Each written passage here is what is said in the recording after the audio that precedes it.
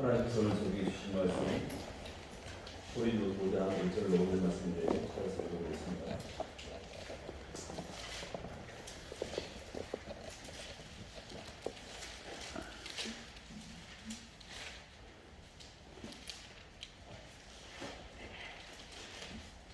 신약 290쪽입니다.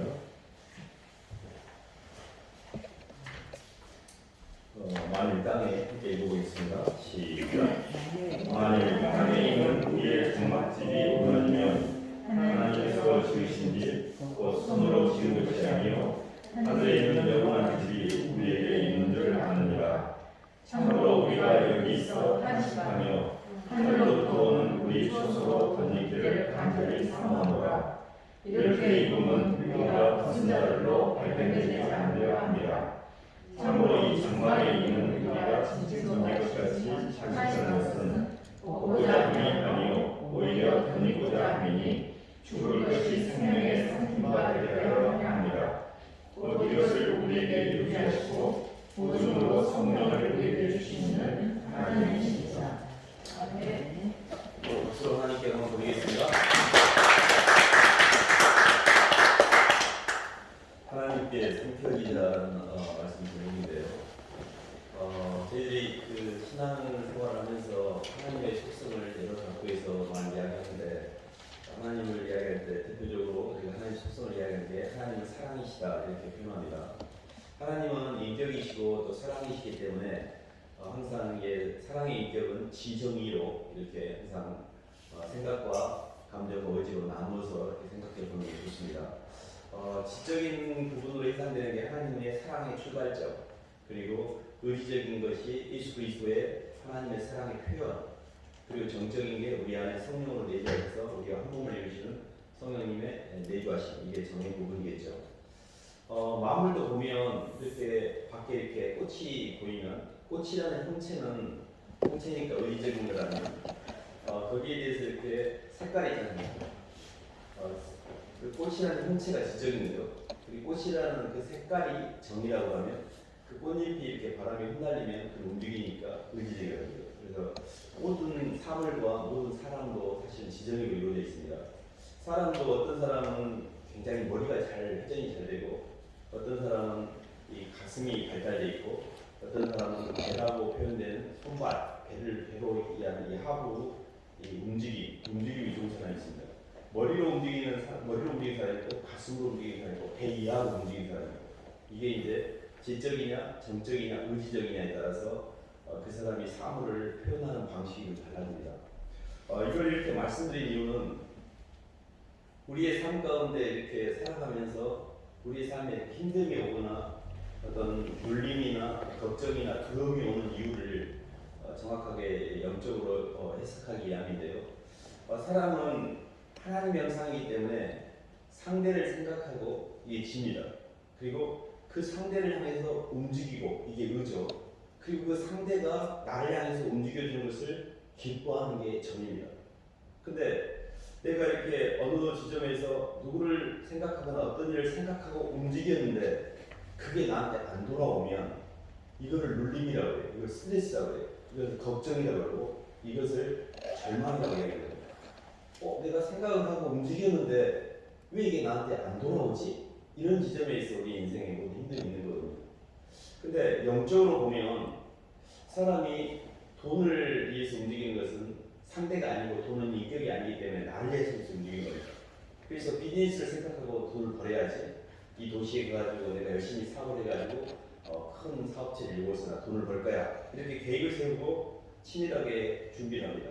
그리고 그 생각대로 움직입니다. 많은 돈을 투자하고 또 건물도 사고 심지어 리모델링도 하고 그렇게 해서 사업 투자를 해가지고 돈이 벌립니다. 그러면 돌아오니까 기쁨이야. 내가 정말 생각을 잘했어. 내가 이렇게 될 줄 알았어. 내가 이렇게 투자하면 이 사업이 잘 될 줄 알았어. 이렇게 해서 돌아올 때는 내 삶이 이렇게 채워지니까 풍성해진 겁니다. 근데 있는 돈 없는 돈 갖다가 투자도 했고 은행에서 대출까지 끌고 지인들에게 안까지 했는데 갑자기 사업이 안 되기 시작하는 거예요. 나는 그 돈을 생각했고 비즈니스 생각했고 그걸 향해서 움직였어요. 밤잠 안 자고. 근데 이게 나를 안 채워주는 거예요. 이랬을 때 우리 삶에 스트레스가 되고 PPD, 내 영혼이 주는 자와 받는 자의 공급 채널이 망가졌잖아. 내가 열심히 내 인생을 살았는데 사람들에게 예무소리를 듣다든지 나는 한다고 했는데 왜 이렇게 안 돌아오지? 이 지점에서 많은 사람들이 고통을 받고 인생이 힘들어진 이유가 거기에 있습니다. 인생의 모든 것은 정산 시스템이 올바로 작동되지 않는 데서는 힘들거든요. 근데 우리가 이렇게 눌림과 두려움과 걱정과 근심은 사실 낮은 단계의 의식에서 발생하는 현상입니다. 그게 왜 그러냐면 하나님의 사랑이라는 것은 하나님의 사랑과 사람의 사랑과 인간의 본능 이렇게 세 가지로 구분해 볼 수가 있습니다. 인간의 식단들을 본능이라고 하는 건 뭐냐면 다른 사람 생각하지 않는 거예요. 오로지 나를 위해서 움직이는 거예요. 내가 나를 생각하고 나를 위해서 움직이고 내가 나로부터 그 동력을 통해서 기쁨을 채우려고 하는데 이게 안 채워지는 거예요. 이걸 화상이라고 해요. 화상이라고 하는 것은 사람은 하나님의 형상이기 때문에 인격적인 존재를 통해서만이 만족이 돼요.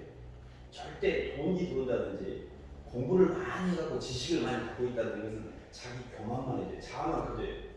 절대 사람의 영은 소속감의 영이기 때문에 다른 인격적인 존재와의 연합을 통해 중화되는 거지 그것이 없이 내가 노력을 하면 내 자아가 아주 세져요. 이게 지옥이 되는 겁니다. 나만 세지는 게 지옥이에요. 마귀는 봐보세요. 자기를 높이는 영이잖아요.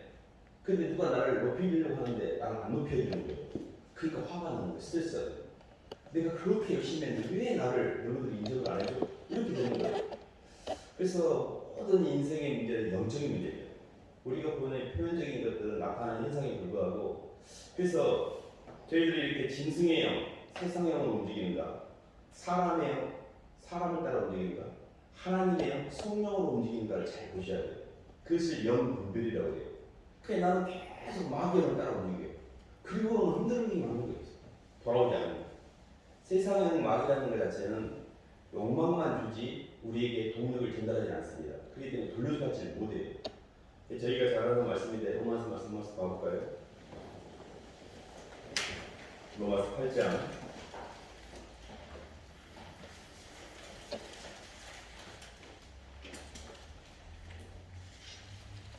5절로 8절까지 읽어보겠습니다. 249쪽입니다.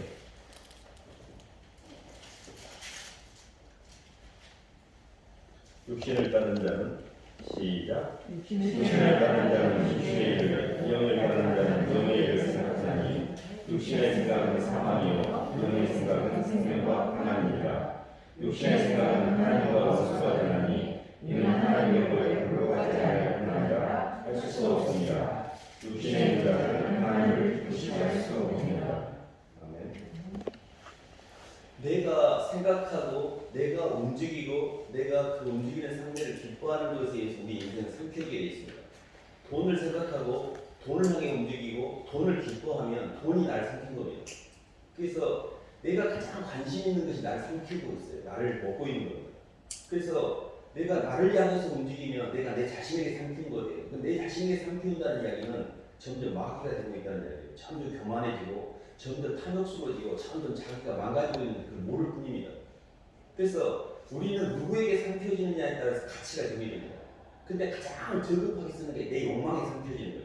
내가 나를 좋아하고 나를 높이려고 나를 합리화시키고 내 연민의 감정에 자꾸 빠져들고 나를 의식하고 내 감정, 내 의익, 내 것 이것들이 가장 저급한 의식이거든요. 왜냐하면 하나님은 사랑이기 때문에 절대 당신 자신에게 잡히지 않아요. 하나님 당신도 스스로 자기 자신에 잡히지 않게 해서 스스로 모든 것을 아들 하나님 성자 예수님께 다 임하셨잖아요. 자기 걸 주장하지 않았잖아요. 예수님도 절대로 자기를 높이지 않고 스스로 자기를 위해 낮아지셨고 종의 형체를 지었고 아버지 뜻을 행하기 위해 철저하게 낮아지셨거든요. 성령님은 예수 그리스도와 하나님을 증거하는 점으로 자기를 부인하고 있거든요. 사랑은 계속해서 낮아짐과 자기 부인의 영이에요. 근데 계속해서 내가 막 내 자신이 막 느껴지고 억울하고 이거는 지금 내 안에 예수의 영이 아니라 세상의 영이 역사하고 있다는 뜻이기도 합니다. 그래서 그걸 잘 분별하셔야 됩니다. 무슨 이야기냐면 저희가 땅의 것을 계속 생각한다고 해서 나를 생각한다는 거예요. 땅의 것을 생각해서 육의 생각입니다. 나와 내 것, 내 자존심과 내가 가지고 있는 내 재물과 내가 가지고 있는 내 사람들 이것들에 너무 잡혀있어요. 주님이 생각이 되는데 땅의 것을 계속 생각하면 땅의 것이 커집니다. 그리고 그 땅의 것이 내가 그 땅의 것에 삼키움 받는 거예요. 그래서 육의 생각은 사망이고 영의 생각은 생명과 평안인데 우리는 계속 육의 생각을 하면서 육의 생각 속에 잡혀있는 그 생각의 문제를 해결하려고 노력하는 거예요. 근데 문제는 육의 생각을 계속 하고 있는 게 문제잖아요. 땅의 것을 생각하지 않으려면 땅의 것을 대신할 수 있는 대체제가 있어야 되는데 나는 땅밖에 생각이 안 나는 거예요. 이것이 사실은 가장 고통의 뿌리입니다. 그래서 내주 예수 그리스도 나를 향해서 하늘 보좌를 버리시고 하늘의 경계를 넘어 땅에 들어오실 때 모든 걸 버리고 기꺼이 죽으실 줄 알면서 주저하지 않고 찾아오신 주님, 그분이 내 마음에 상한 감정으로 들어와 있어야 돼요. 주님의 그 빚진 마음과 예수 그리스도의 사랑을 생각하면 땅의 것이 굉장히 가벼워집니다. 그러니까 우리의 문제는 내 자신을 생각하는 것 이상의 것이 없다는 것이 문제지, 그것을 가지고 해결이 안 되는 게 문제가 아니에요. 당연히 해결이 안 되는데 해결돼도 문제예요. 해결되면은 또 그것을 교만으로 잡거든요. 하나님 복 주셨다고 축복받았다고 이렇게도 잡을 수도 있고, 예수님이 없으면요 안 돼도 문제고 돼도 문제입니다. 그래서 저희의 인생에 있어서 가장 궁극적인 문제는 내가 집중하고 있는 것에 삼키움 받는다는 거예요. 그래서 오늘 말씀에도 우리의 장막집이 무너지면 하늘에 있는 장막집이 있다라는 하늘에 대한 소망과 우리가 짐진 것까지 탄식하면서 가까이를 원하는 것은 걷고자 하는 향이요 덧입고자 하는 걸 있잖아요. 그 죽을 것이 생명에게 삼키움 받는 거 있잖아요. 그러면 이 흙 속에 있는 이 광물들도요, 미네랄이라든지 좋은 것들은 사람 몸에 흡수될 때 가치가 높아집니다. 무슨 이야기냐면 물도 똑같은 물이지만 짐승이 먹으면 녹용 뭐예요? 뭐 노루피가 되잖아요. 사람이 먹으면 사람 피가 되잖아요. 사람 피는 짐승의 피가 훨씬 더 좋아요. 근데 그게 뭐예요? 블루베리가 먹으면 블루베리 즙이 되잖아요. 블루베리 즙보다는 녹용이 더 비싸잖아요. 노루피가. 그보다는 사람 피가 비싼 것처럼 물질 세계에서도 상위 개체 더 사람에게 가까울수록 가치가 있습니다. 짐승도 봐보세요. 사람에게 도움을 주는 존재가 훨씬 값이 있습니다. 말도 말을 탈 수 있다든지 소도 소를 놓으면서 밭을 간다든지 사람에게 코끼리가 엄청 커도 사람에게 이렇게 물론 이제 동물원에 보관하면서 나름의 가치는 있을 수 있습니다만 사람에게 가까이 올수록 상위 개체에게 가까이 갈수록 가치가 올라가요. 그래서 우리의 인생이 누구에게 상품화 되느냐에 따라서 가치가 있습니다. 자식에게 상품화 될 수 있습니다. 평생 동안 특히나 저희 한국의 어머니들은 얼마나 헌신적으로 자식을 위해서 사시는지 모릅니다. 그래서 사실은 그 어머니의 헌신과 희생의 대가로 오늘날 많은 사람들이 살아가고 있죠. 그래서 그 자식을 향해서 많이 움직였기 때문에 물론 발전된 것도 있지만 그로 인해서도 그 자식에게 깊이 상이 들어있기 때문에 또 허탈감과 상처도 받게 됩니다. 사람이 봐보세요. 자식을 향해 움직였어요. 자식을 상대했어요. 그리고 그를 향해 움직였어요. 근데 그 자식이 엄마가 나한테 해준 게 뭐가 있어? 하고 의문소리를 해야 돼요. 그러면 이 가슴에 못을 박는 거예요. 다 틀리는 거예요. 사람은 절대 주는 데를 성공할 수 있을지 모르나 받는 데를 성공하지 못합니다. 그래서 내가 상대를 향해서 움직였고 그 움직인 상대가 나를 향해서 돌려줄 때 기쁨이 되고 내가 내 인생의 의미를 부여하는데 상대방을 받고 입을 딱 씻어버리는 거예요. 아니 뭐를 먹었으면 빈 그릇 주면서 고맙습니다 잘 먹었습니다 이렇게 해야 되는 거 아니에요? 근데 입을 딱 씻고 아무 말도 안 하는 거예요. 그럼 얼마나 답답하겠어요. 이 답답한 게 한두 개가 아니잖아요. 인생 자체는 너무 사람들이 너무너무 아닌 사람들이 많았다고. 그러면 계속 그때마다 이게 상처가 쌓이는 거예요. 이 정산되지 않는 눌림과 걱정과 두려움과 억울함이 내 인생이 나를 주님께 갈 때 편안하게 못 가게 잡아버려요. 이게 지옥입니다. 이걸 풀어내는 게 우리가 인과의 주님을 푸는 거예요. 내 인생에서 억울하고 내 인생이 힘들고 너무 말이 안 되는 것들을 내가 풀어내야 돼요. 근데 그 푸는 방법이 이 땅에서의 인과를 풀지 못합니다. 근데 그것을 풀 수 있는 방법이 뭐냐면 주님이 우리를 향해서 사랑을 가르쳐 줄 때 네가 나한테 사랑을 표현하면 내가 그때 내가 더 사랑해 줄게 이랬다면 저는 예수님 안 믿었을 거예요. 예수님이 나한테 먼저 네가 나한테 열심히 해봐 그럼 내가 너 복 주고 내가 너를 위해서 뭔가 좋은 일 해줄게 이렇게 했다면 그걸 제가 어떻게 제가 믿습니까?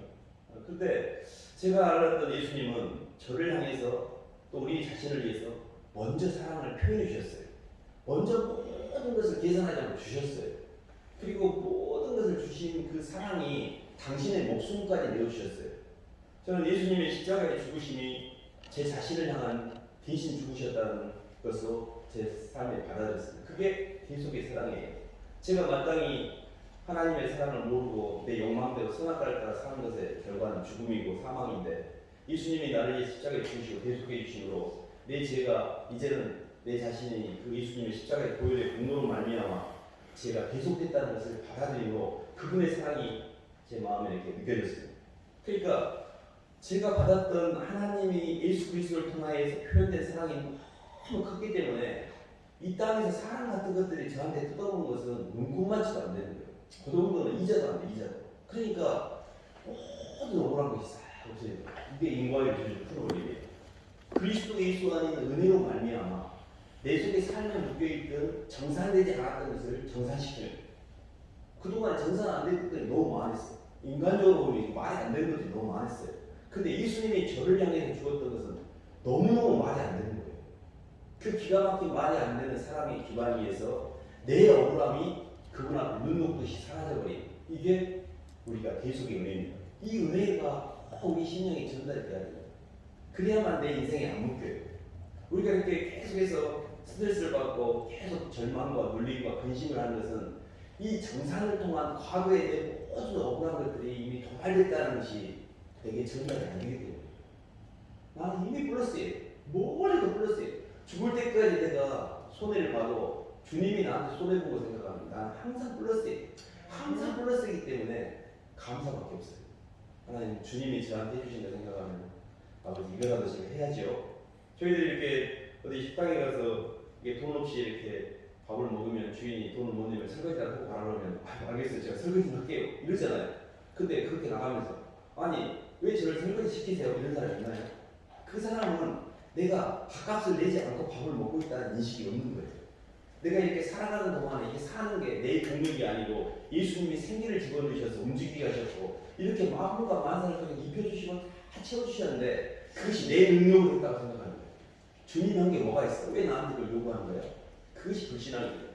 모든 예수님을 믿는 사람들은 그분이 나를 향한 움직임을 다 포착하고 있어요. 이 자연의 모든 꽃들과 우주의 상남만상의 모든 움직임이 각자 우리 한 사람 한 사람에게 집중되어 있습니다.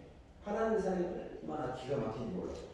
우리가 똑같은 환경을 가진 사람 단 한 명도 없습니다. 그 말은 하나님이 오늘도 우리에게 집중하고 계신 거예요. 생각과 감정과 의지로 우리를 만나기 원하신 거예요. 근데 나는 계속 내 생각과 내 감정과 내 의지가 주님을 향하고 있지 않아요. 아직도 나는 자식을 향해 있고, 나는 아직도 돈을 향해 있고, 나는 아직도 내 과거의 기억을 향해 있고, 주님은 끊임없이 나를 만나고 싶은데 내 의식은 아직도 주님을 놓치고 있는 거죠. 주님께 어떻게 하면 상쾌해질까? 정말 그 기가 막힌 소망인데, 그게 이제 저희들이 이렇게 신앙의 여정 가운데 요한전에 빌립보서 한 말씀 볼까요? 고린도서 4장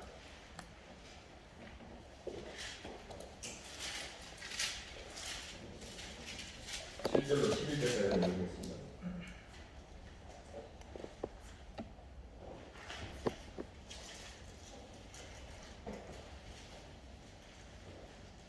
신약 290쪽입니다. 우리가 이 고백을 시작. 우리가 이 고백을 들으세 그랬으니 이는 신이 큰 능력은 하나님께 있고 우리에게 있지 않음을 알게 합니다. 우리가 사방으로 싸움을 당하여도 쌓이지 않으며 답답한 일을 당하여도 낙심하지 않으며 박해를 받아도 버림받지 않으며 거꾸로 뛰임을 당하여도 망하지 아니하고 우리가 항상 예수의 죽음을 몸에 짊어지는 예수의 생명이 또한 우리 몸에 나타나게 하려 합니다. 우리 사랑자가 항상 예수를 위하여 죽음에 누워있는 예수의 생명이 또한 우리 죽을 육체에 나타나게 하려 합니다. 11절 뵙겠습니다. 그런즉 사망은 우리 안에서 역사하고 생명은 너희 안에서 역사합니다. 아멘. 우리가 이렇게 자주 듣는 말씀인데요. 이 보배, 여기 몸뚱이 질그릇 안에 이 보배가 우리 안에 들어왔습니다. 그래서 능력이 힘이 큰 것이 우리 자신에게 있지 않고 사방으로 오기의 싸움을 당한다는 것은 시간과 공간이라는 내 현실입니다. 근데 쌓이지 않는 것은 시공을 초월한 주님의 인재입니다. 답답한 일을 당하는 것은 내 근데 막신되지 않는 것은 주님의 시공을 초월한 평강과 은혜와 자유가 있기 때문에 그렇습니다. 박해를 받아도 억울한 일을 당하는데 버림받지 않고 거꾸로 뛴을 당하여도 망하지 않는다 그랬죠. 그래서 이 말씀을 보면 계속해서 환경을 고쳐주고 환경이 좋아서 좋다는 표현이 아니에요. 환경은 항상 내게 아직도 우겨쌈을 당하고 아직도 박해가 있고 아직도 예문소리를 듣고 있어요. 근데 옛날 같으면 그런 인과에 의해서 이런 자극에 내가 휘둘렸고 끌려갔고 억울했는데 거기에 거꾸로 들임을 당하지 않는 거예요. 쌓이지 않는 거예요. 내 마음이 묶이지 않는 거예요. 아무리 사람들이 예문소리를 듣고 묶이지 않는 거예요. 이게 진짜 능력이거든요. 근데 이게 우리에게 있는 게 아니고 이 보배를 이 질그들 안에 가졌으니 이렇게 묶이지 않는 능력의 힘이 크면 내게 있지 않고 주님께 있구나. 이 고백을 생각하기 정도거든요. 그래서 우리가 주목하는 것은 내가 무슨 노력을 하는 게 아니라 어떻게 하면 예수 그리스도의 임재가 내게 머무를 수가 있지? 이 부분입니다. 근데 그게 뭐냐면 상대를 의식하고 상대를 향해 움직일 때만 그 힘이 들어요. 내가 자식을 의식하고 자식을 향해 움직이면 그 자식의 힘이 되게 좋습니다. 근데 나는 주님도 생각하지 않아. 주님에 움직이지도 않아. 근데 주님에게 왜 나한테 능력 안 주시냐고 막 이렇게 하는 사람도 있어요. 지정이가 온전치 않은데 내게 필요한 것만. 그래서 우리가 이렇게 살아가면서 계속해서 경주하고 경건에 있는 연습과 노력을 하는 건 뭐냐면 내가 의식하는 게 뭔가, 내가 움직이고 있는 대상이 뭔가, 그리고 그 움직이는 대상과의 만남으로 인해서 내 안이 채워지고 있는가, 이 부분이거든요. 그래서 계속해서 내가 예수의 죽음을 짊어진다는 말은 예수님의 죽음을 짊어진다는 의미가 예수의 생명이 우리 안에 나타난다 그랬잖아요. 그럼 내가 예수님을 죽인 것으로 말미암아 빚진 마음으로 주님께 굴복이 될 때 그 예수의 생명이 우리 속에서 부활이 되는 겁니다. 영적으로 보면 하나의 밀이 땅에 떨어져 죽지 않으면 하나 그대로 있어요. 이 자아라는 내 센 에고가 예수 그리스도 안에 굴복하지 않고 한 놈이 단단히 써 있으면 하나 그대로 있어요. 근데 이게 주님 앞에 삼키워져서 죽으면 이때부터 주님이 내 안에 예수의 생명, 부활의 생명이 나타나는 거예요. 그러니까 내가 이렇게 안 죽고 있기 때문에 내가 인생이 힘든 거예요. 내가 죽어야 되는데 아직도 내 겉사람이 계속 살고 있잖아요.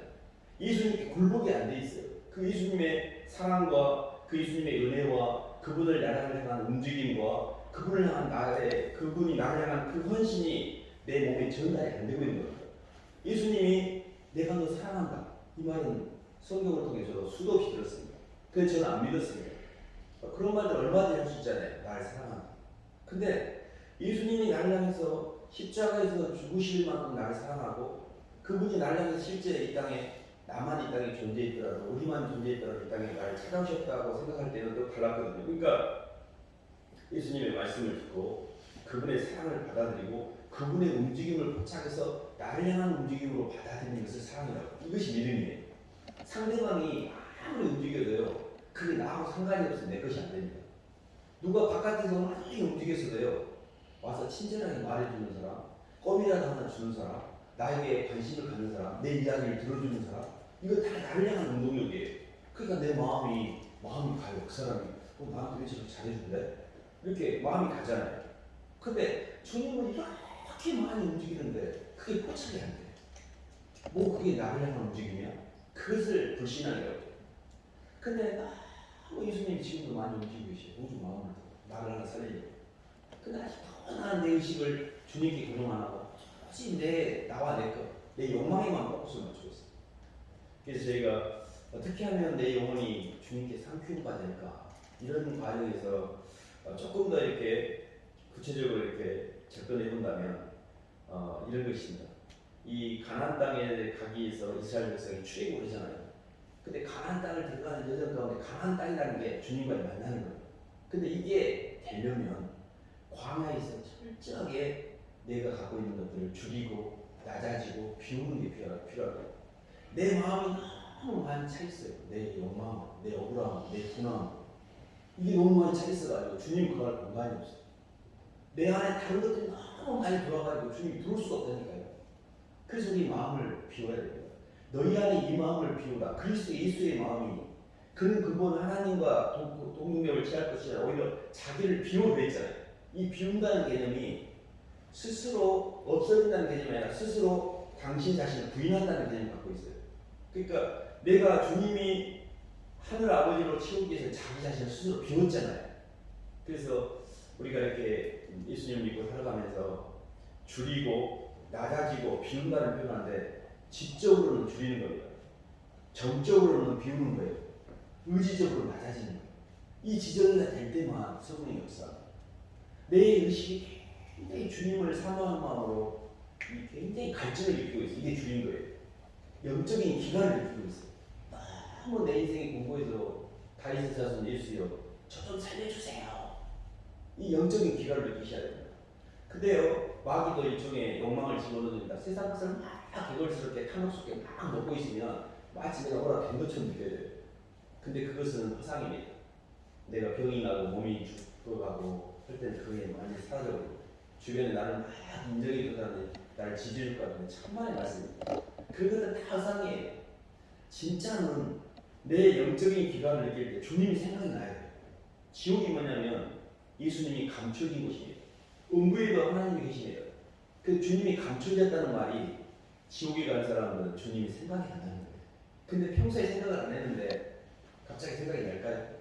그래서 저희가 주님께 산 키움 받는 첫 번째 올리는 말에는 날마다 예수를 깊이 생각을 해요.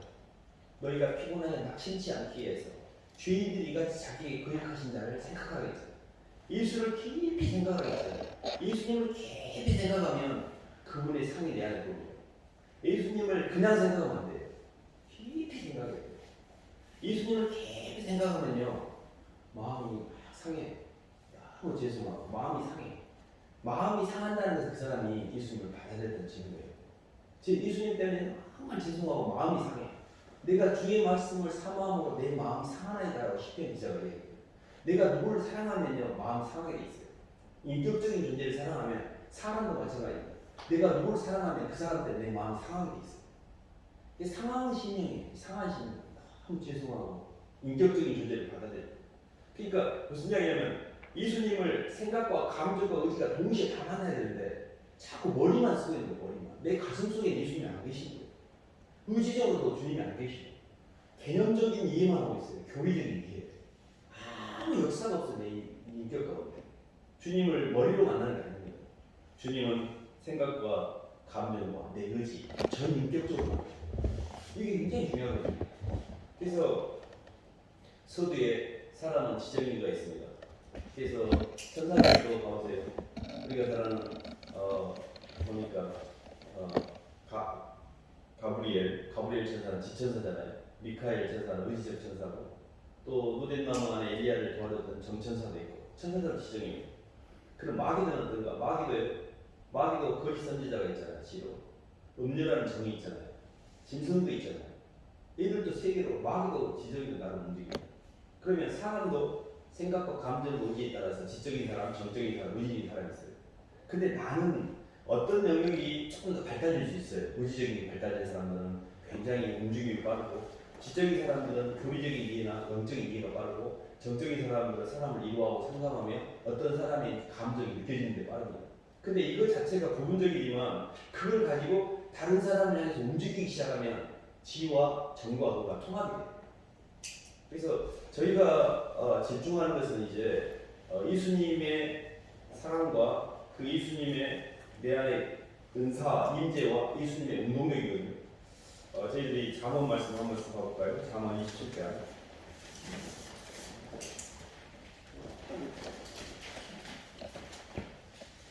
구약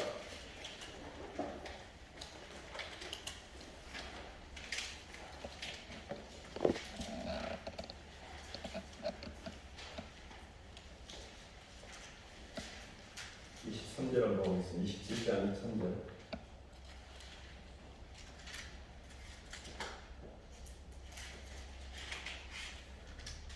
23절부터 25절까지 읽겠습니다. 내 양떼 시작.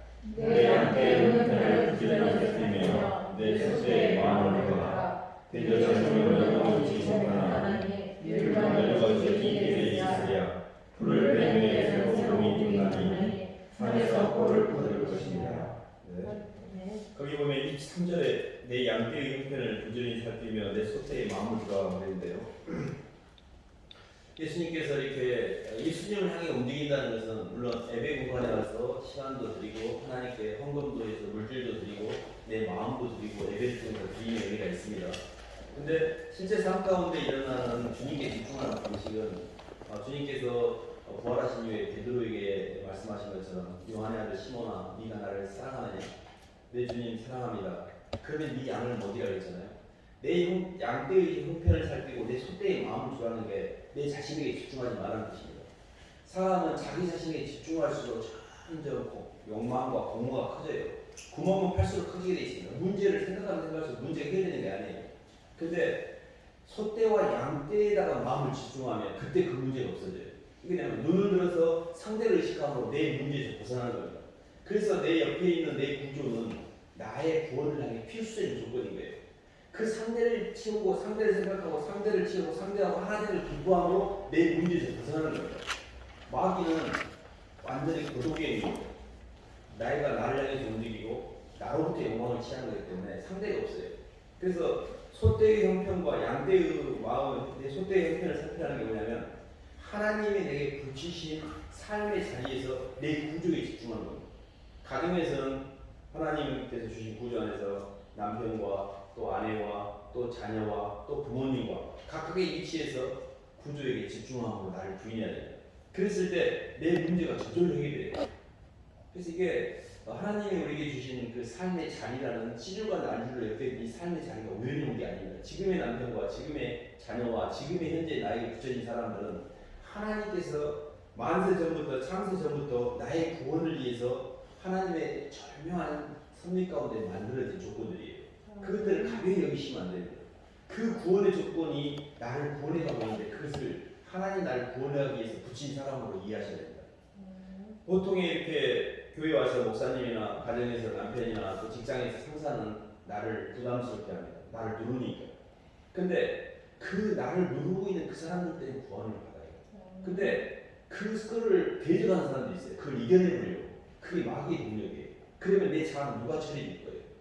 그러니까 하나님이 세우신 구조 안에서 순종하라. 때가 되면 너희를 높이시라고 했잖아요. 그 말은 하나님이 세우신 구조 안에서 순종함으로 내 자아가 갖춰지지 않으면 그러면 나는 이제 이 땅에서 내 자아를 처리를 못하는 거죠. 그래서 굉장히 중요한 것이 뭐냐면 구조를 따라서 내 의식을 조절하는. 그래서 항상 상부 구조에는 그 상부 구조에게 고개를 숙이므로 내 교만, 낮아짐.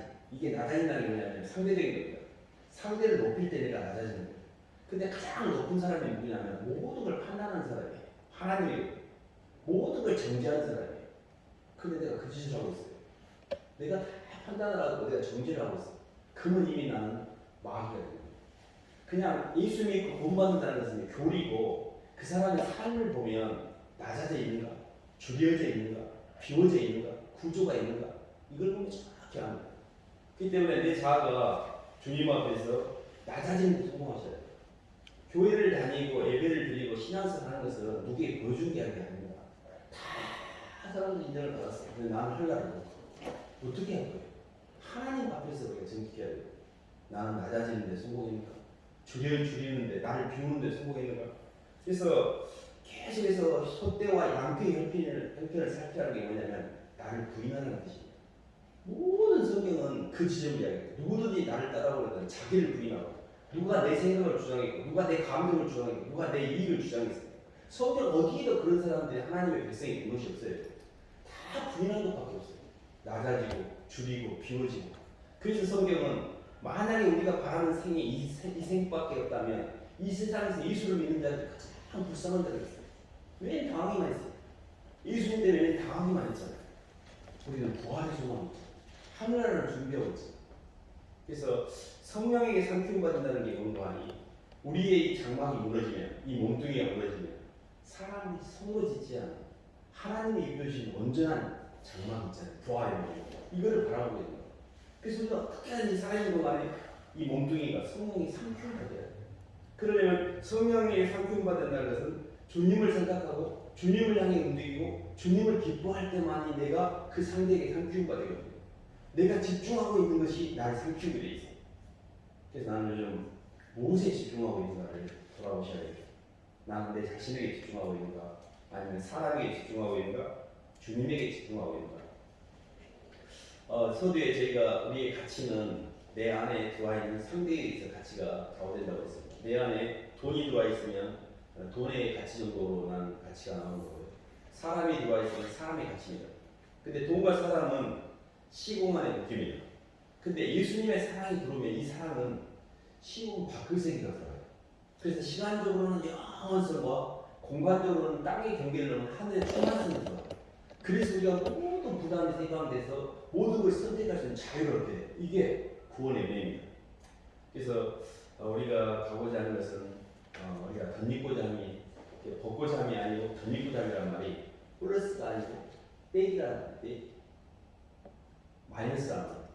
내 인생을 막 채워서 아니 나 이것도 필요해 이것도 필요하고 이것도 다 필요해요 이렇게 덧입고자 하는 게 아니고 우리가 벗고자 함이 아니라 덧입고자 하는 게 성령에 의해서 우리를 덧입고자 한다는 뜻이거든요. 그래서 저희가 이 고린도서 말씀을 볼 때마다 어떻게 하면 하나님께 삼키운 바 된 인생을 살 수 있을까 이런 생각을 많이 해보는데요. 정리하면 이런 겁니다. 주님을 생각하고 주님을 향해서 움직이고 그 주님이 나를 채우신 성령의 은혜로 기뻐하는 것. 주님을 생각하는 게 영의 생각이고 주님으로 움직이는 게 성령의 은사이고 주님이 내 안에 채워지는 게 성령의 임재와 충만입니다. 그래서 주는 영이시니 주의 영이 계신 곳엔 자유함이 있느니라 이런 말씀이 있는데요. 얼마나 이렇게 기가 막힌 그런 삶으로 우리를 인도해 가신가. 그래서 저희가 정리하면 하나님은 사랑이시고 우리에게 표현되는 큰 마음과 만사는 그 사랑이 하나님의 영상을 이루어가는 여정입니다. 단 우리의 의지를 인격적으로 우리를 사랑하시기 때문에 우리의 의지에 반해서 움직이지 않아요. 그래서 정말 주님 사랑합니다. 제가 제 마음과 제 생각과 제 의지를 다 열어드리라고 주님 앞에 오픈할 때만 그분이 역사해요. 근데 내가 주님이 아직도 내 안에 생각은 들었는데 감정과 의지가 역사하지 않는 것은 내 안에 아직도 열지 못하고 있는 부분이 있는 거예요. 열셔야 돼요. 내 머리도 열고 내 마음도 열고 내 배도 열어야 돼요. 이 세 가지가 다 열려야 돼요. 생각과 감정과 의지가 주님 앞에 불복이 돼야 돼요. 그래야만 내가 편안해지겠죠. 그래서 영적으로 정말 이렇게 주님께 삼킴 받을 때 남은 인생은 주님이 책임져 주십니다. 언제까지? 영원한 시간에 어디까지? 하늘나라까지. 걱정할 것이 없어요.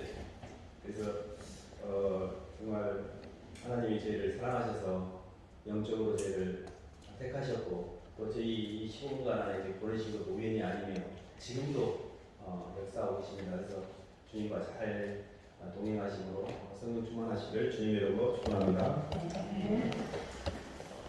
하나님 아버지 감사합니다. 하나님 아직도 땅에서 저희 자신을 바라보고 있고 저희 자신을 향해 움직이고 있고 채워지지 않은 분산되지 않은 억울함 때문에 스트레스 받고 있고 걱정하고 있고 염려하고 있습니다. 가장 낮은 단계의 의식인 두려움으로 살고 있고 하나님의 사랑으로 충만으로 시공에 매이지 않아야 될 텐데 아직도 많이 묶여 있습니다. 주님 머리는 알겠고 이해가 되는데 마음은 전혀 그럴 생각도 없고 그런 감정도 없고 몸도 또 말을 듣지 않습니다. 저희를 긍휼히 여겨주시고 어찌하든지 간에 주님의 사랑을 한 걸음 한 걸음 닮아가기 원합니다. 머리로 찾아오시던 주님 저희가 이제 마음으로 주님을 만나기 원합니다. 참으로 가슴을 열고 주님을 내 주님으로 고백하게 도와주시고 주님께 어떻게든 간에 이자라도 갚는 마음으로 주님께 향해서 움직임으로 어찌하든지 주님과 한 몸이 이름으로 제 인생이 주님께 상큼 받을 수 있도록 인도하여 주시옵소서. 예수님 이름으로 기도드립니다.